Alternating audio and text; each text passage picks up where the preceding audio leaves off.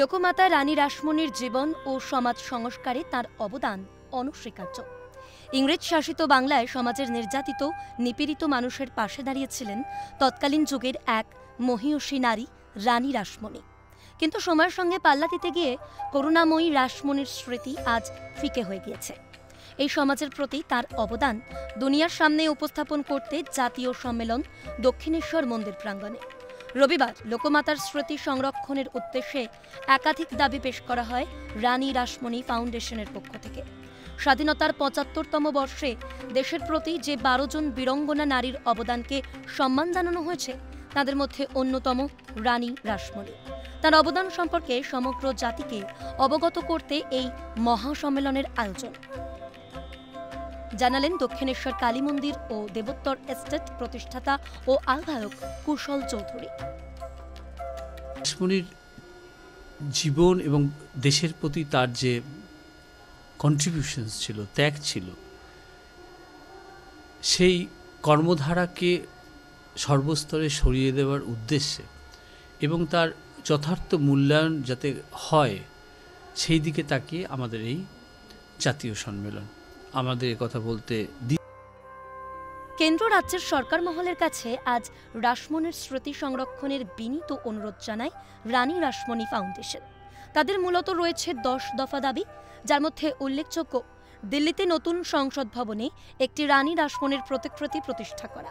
প্রস্তাব রাখা হয়েছে দেশের কোনো এক গুরুত্বপূর্ণ রাস্তা, জাতীয় সড়ক, মার্গের নাম রাখা হোক রানী রাসমণির নামে।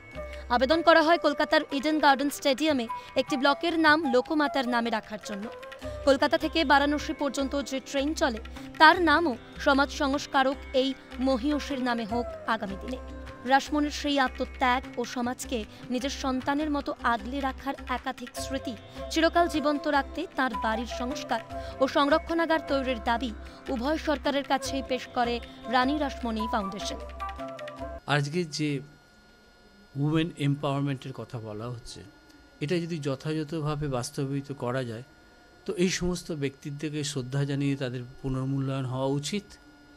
সেই উদ্দেশ্যে আমরা ১০ দফা ডিমান্ড অফ চার্টার পেশ করতে চলেছি কেন্দ্রীয় সরকার, রাজ্য সরকারের বিভিন্ন মন্ত্রকে। চিরকাল সমাজ কল্যাণে যে নারী নিয়োজিত ছিলেন, যার ছত্রছায়ায় সুরক্ষিত ছিল বঙ্গবাসী, তার মহান কর্মকাণ্ডকে স্বীকৃতি দিতে একাধিক দাবির উত্থাপন।